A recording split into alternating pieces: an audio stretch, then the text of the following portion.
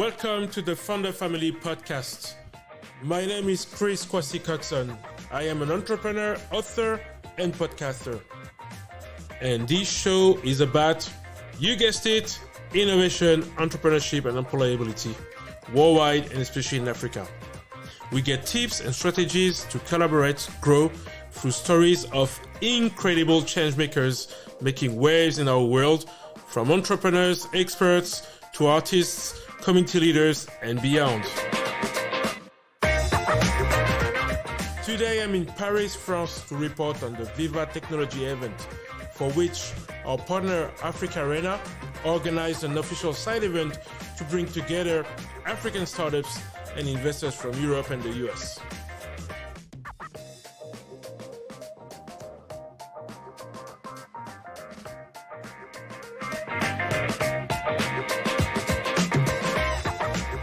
Hi everybody, so here Chris Kwasi Coxon, Founder Family. We are live at Vivatech today. I have with me Ndileka and Nathaniel from AfricArena, who came to Paris first to organize Viva AfricArena event at Station F on behalf of the stand of Vivatech. And they're about to actually get back on the plane, but just before that I wanted them to let us know, well, first to introduce themselves, and then to tell us about the event, Viva AfricArena and Vivatech, from the organizer point of view. So please, Ndileka, good morning. Can you introduce yourself, please? Good morning. Hi, my name is Ndileka ZANTSI. I am the CEO of French South African Tech Labs, which is an incubator and accelerator based in South Africa, Cape Town. We specialize in startups that are in the tech and early stage startup, with more focus on women and the previously disadvantaged. What about you, Nat? So my name is Nathaniel. I am the media and ecosystem builder at AfricArena. My whole mandate is evaluating startups, finding speakers, finding cool investment opportunities to bring the ecosystem back together and creating a metaphysical pipeline.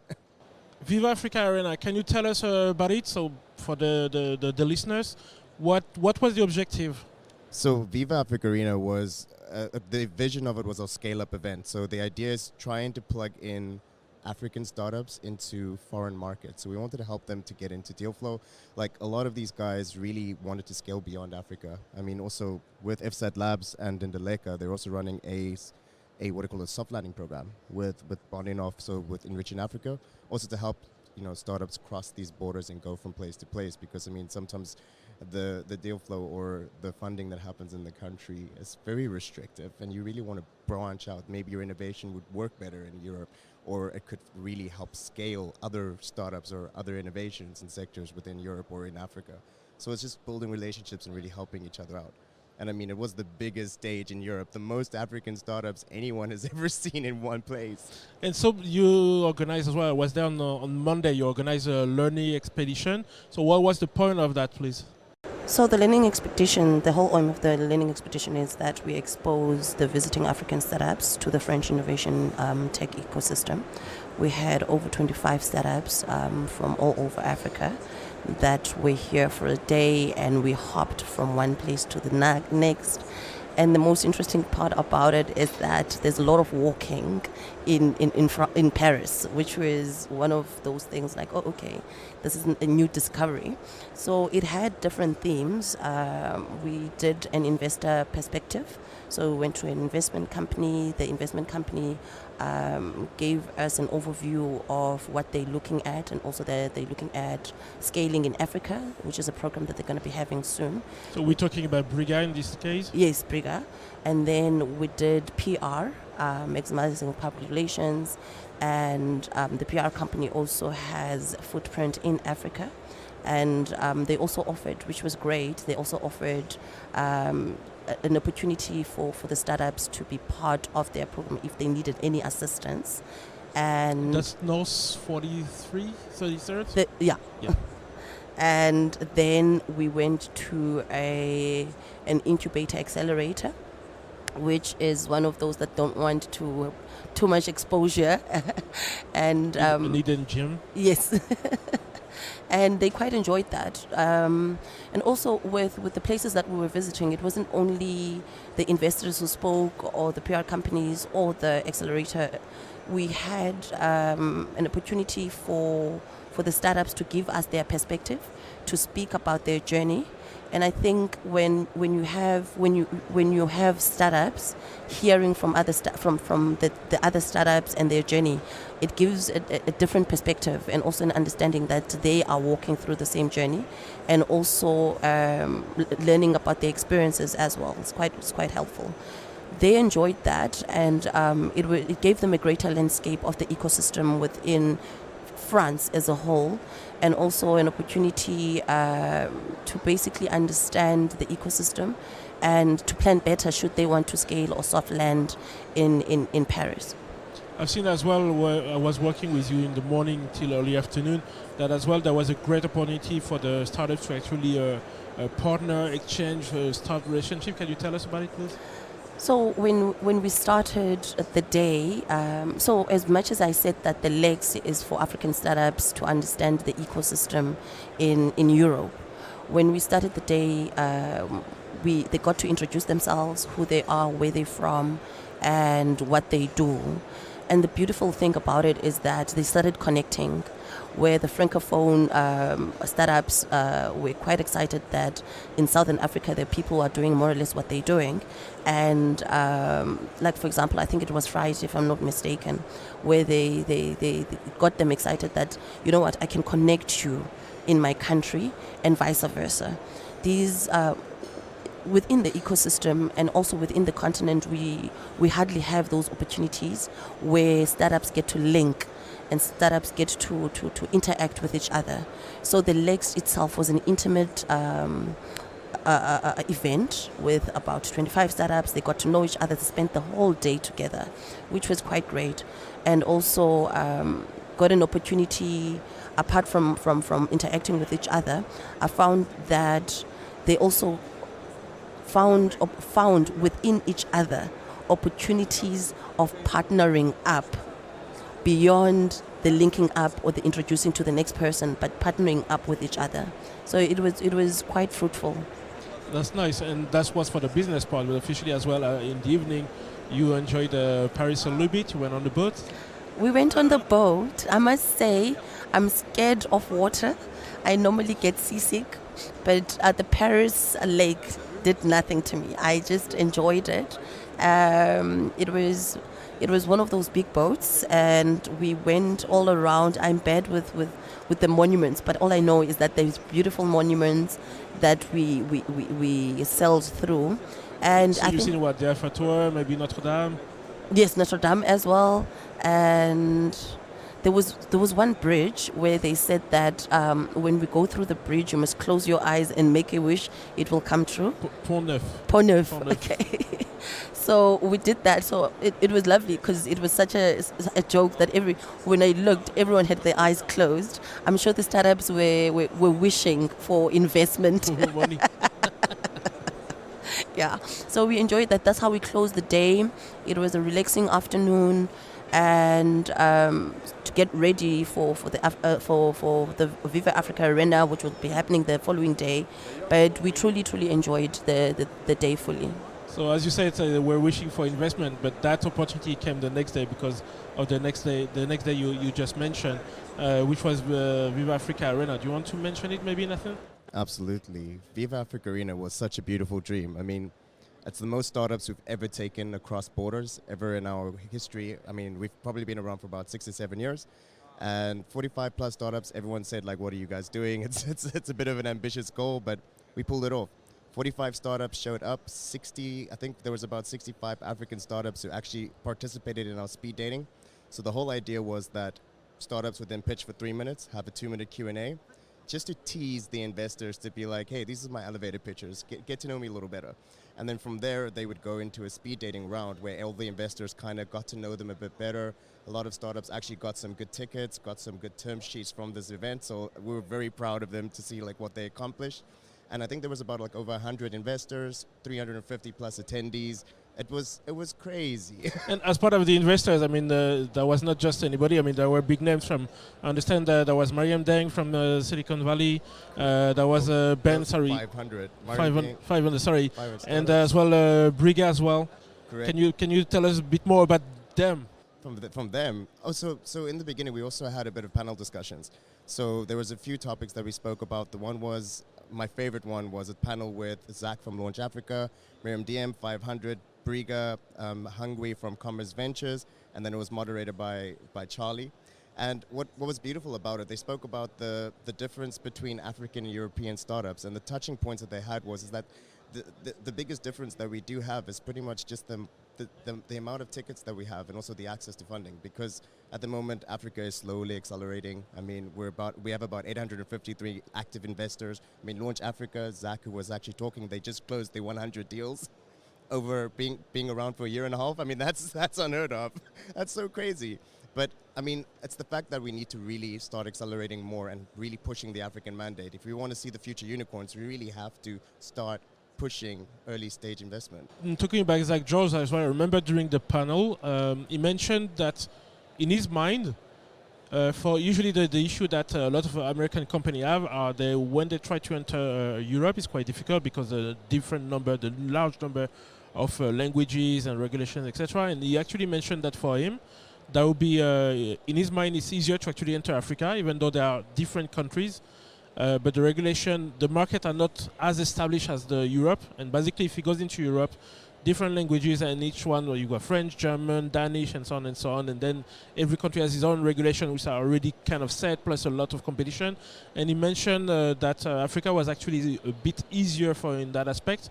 Officially, you see, have some issues, infrastructure, etc., in some aspects. Can you tell us about as well the other panel? I remember there was a woman in tech as well. Let's see. There was the startup panel. Then we had two other panels. Actually, Ndileka featured on one of them. The one where it was building bridges of innovations between Europe and Africa. I don't know if you want to expand a bit more on that, Ndileka. First thing, it was an all-women panel. Beautiful.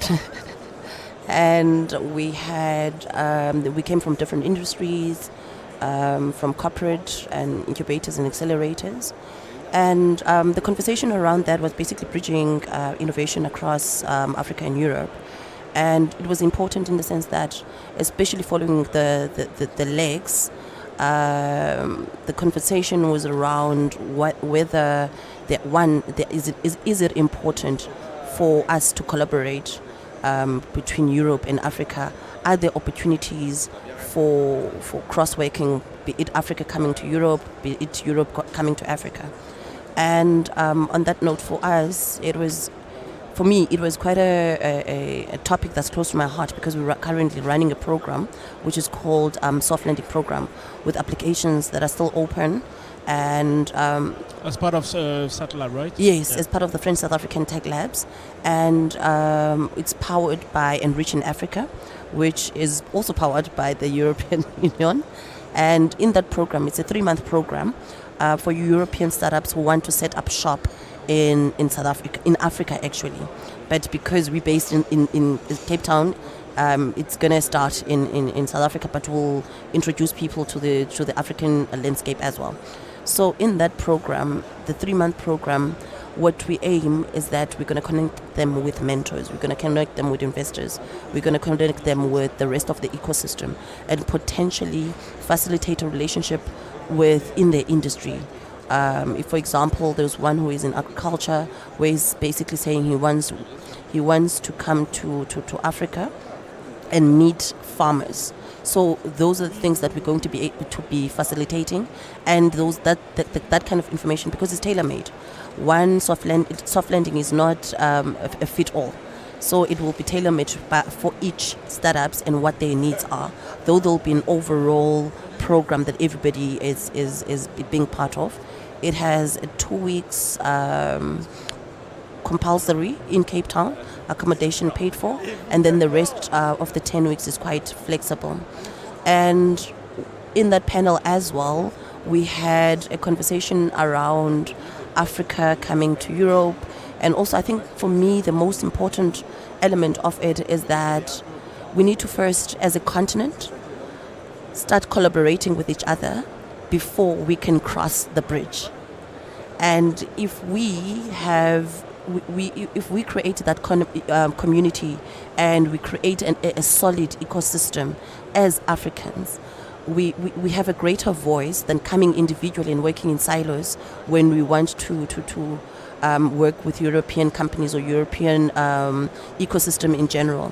So other things that also came up is that there's a vast interest on the European side to come to Africa, because there's so much potential in terms of businesses, in terms of innovation, and the economy itself. So and also lastly is that what was around the panel, what we had discovered is that in most cases, Africans want to scale to Europe for investment, yes, not necessarily coming in and coming to innovate.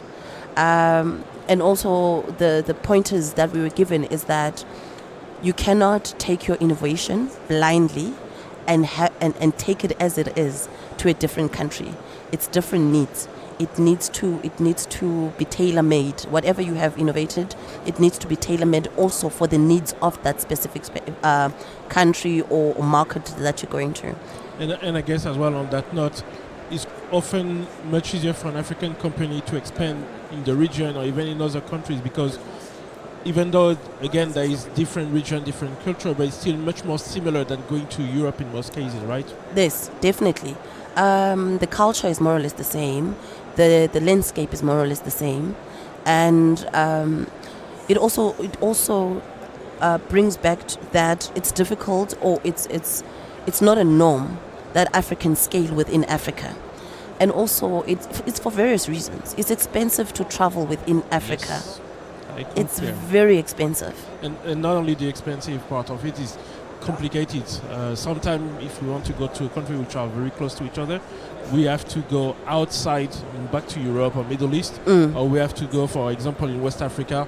I remember having an employee going from Togo to Casablanca to go back to Algeria, which you just crossed. These are this direct line, but actually that in 30 hours instead of that 8 hours of flight.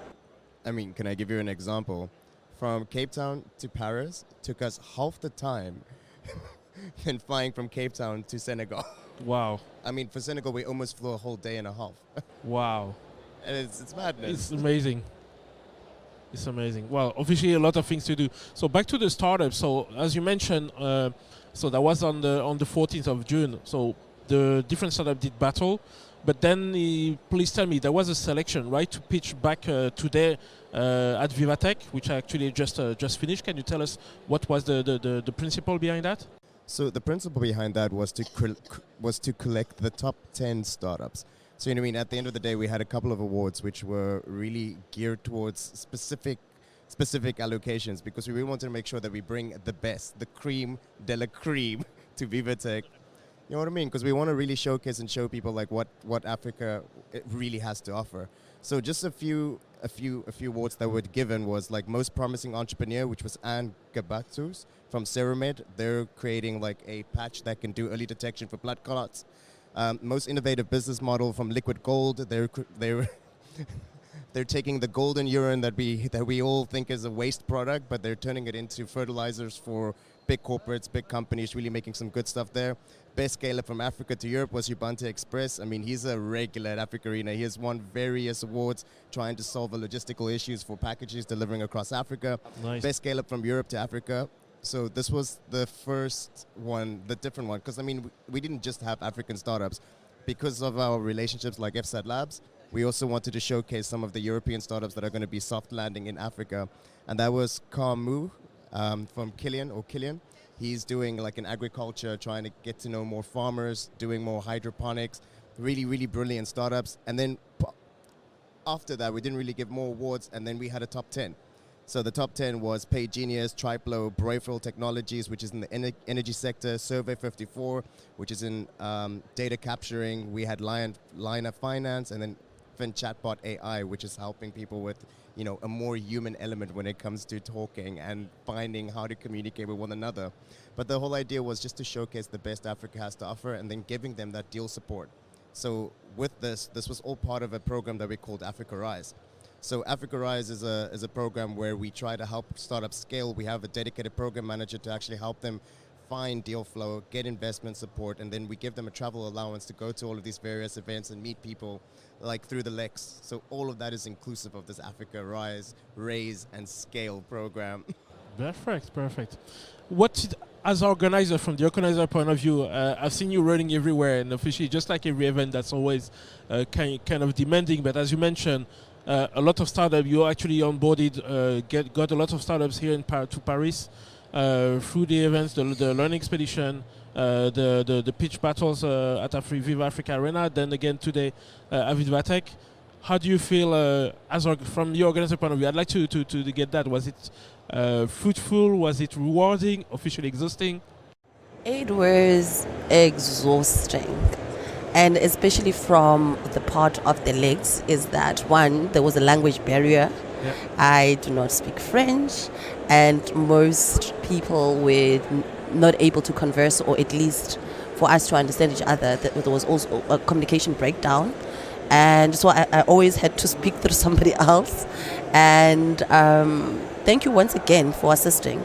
We definitely needed someone like you who is on the ground, who is able to connect us with the different people. And also it was the first time for myself and my team to work at that scale where we do a learning expedition in Paris. It's been done before, but not with this particular team. Yes. So we were starting new relationships. And I think for me, the funny part about organizing the legs was not understanding the distance and thinking that this place is close to this place, only to find out it's a 2-hour drive. Yes. It's almost like you're going to Berlin. So you have the tube, the metro as we call it here. You have buses, etc. But even though on the map it looks very close, but there's still either a lot of walking, plus the fact that I remember we went to the tube, but with 40 plus people to manage, and the train coming in, etc. That was as well quite an adventure, but pretty much. It was. Like the number of people, when you have a group of people, it feels like you are on an outing in primary school. Exactly. There needs to be a teacher in front and a teacher at the back. No one must be left behind. But it was quite interesting. And on the organizing element is that the logistic, it had so many different moving parts, and we had to connect everything, and everything had to make sense. And we had daily meetings for us to align, to ensure that everything is going to work. And with any event, you never know. But from a planning point of view is that you need to plan, but at least to be a little bit agile in case things don't work as planned. And it took over a month organizing it, but I'm happy. It went well. People were happy, and when you organize an event afterwards, you get to chat to people, and when they give positive reviews. And we did that at the beginning, if you remember, where I asked what are the expectations from this program. And then usually at the end, that's what I normally do, and come back, were your expectations met? So I just wanted to say, like Ndileka said, we planned this over 6 weeks. 6 weeks ago, we had 0 startups, 0 speakers, 0 programs, 0 nothing. But after those 6 weeks, like you said, there's a lot of moving parts.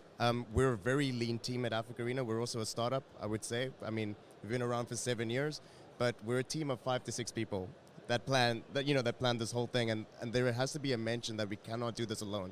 I mean, an ecosystem is nothing without their partners. It's nothing without the people who actually help drive us to accomplish the goals. I mean, like the guys at Founders Family, you guys supported us a lot.